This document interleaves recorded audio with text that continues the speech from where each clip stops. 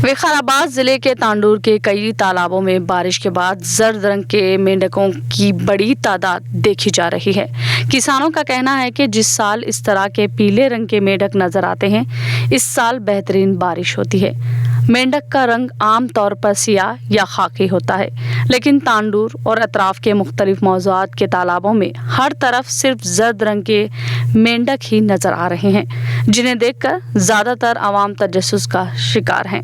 ये मेंढक आम मेंढकों की तरह तालाबों के किनारे और पानी में उछल कूद और टरटराने में मसरूफ है। मज़ीद ख़बरों और मेयारी उर्दू सहाफ़त की तरक्की व तरवीज के लिए सहर न्यूज़ के इस चैनल को सब्सक्राइब और फॉलो करें। हमारे वीडियोस पर लाइक और शेयर और कमेंट करना ना भूलें।